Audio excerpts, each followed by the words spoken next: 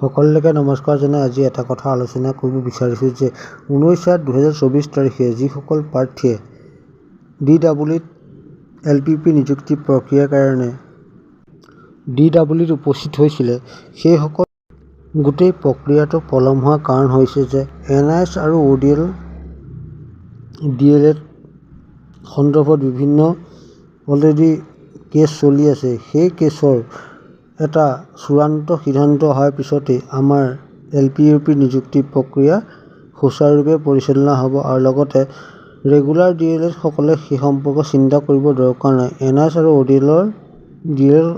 DLEDৰ যিটো শুনানি প্ৰক্ৰিয়া শেষ হ'ব, ইয়াৰ পাছতে আমাৰ LPUP নিযুক্তি প্ৰক্ৰিয়া অৰ্থাৎ DW নিযুক্তি প্ৰক্ৰিয়া এটা সুনিৰ্দিষ্ট ৰূপ পাব।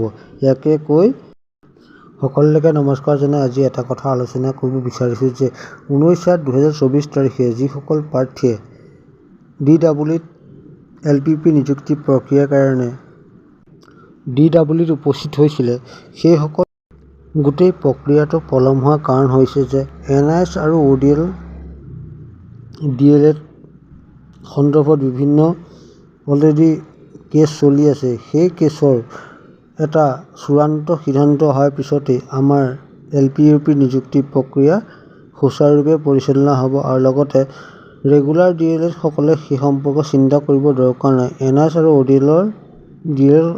DLEDৰ যিটো শুনানি প্ৰক্ৰিয়া শেষ হ'ব, ইয়াৰ পাছতে আমাৰ LPUP নিযুক্তি প্ৰক্ৰিয়া অৰ্থাৎ DW নিযুক্তি প্ৰক্ৰিয়া এটা সুনিৰ্দিষ্ট ৰূপ পাব। ইয়াকে কৈ মই ধন্যবাদ জনাইছোঁ।